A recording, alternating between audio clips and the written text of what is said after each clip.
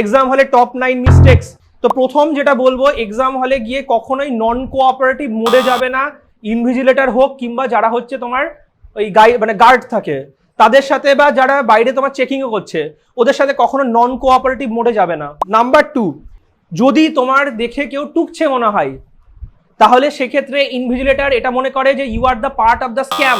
যদি মনে হয় ইনকেস তোমার দেখে কেউ টুকছে, তাহলে পাতি কথা যেটা তুমি জানাবে, আর তুমিও চেষ্টা করবে যাতে এমনভাবে বসার যাতে সে দেখতে না পারে।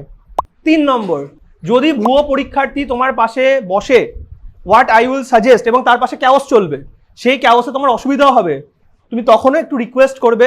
ইনভিজিলেটররা যদি ঘরের মধ্যে দুজন মিলে বসে চায়ে পে চর্চা করে, সেটার জন্য প্রিপেয়ার থাকো। 4 নম্বর যেটা হচ্ছে, তো হোয়াট আই এম সেইং, যদি ইনকেস দেখতে পাও যে কোনো একটা কারণে, একটা অজ্ঞাত কারণে তোমার মানে সেন্টার পড়েছে তোমার বাড়ির থেকে মোর দেন 10 কিলোমিটার কাছে কাছে কোথায় গিয়ে থাকো আগের দিনটা।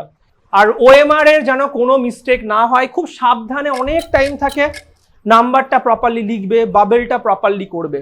আর যেটা আমি সবসময় বলি, যে ভুলটা এতবার বলছি, সেটা একদম করবে না, বাল্ক বাবলিং করবে না। সো আমার সাইড থেকে সবাইকে নিট 2025 এর জন্য অল দ্য বেস্ট। নিজের বেস্ট লড়ো।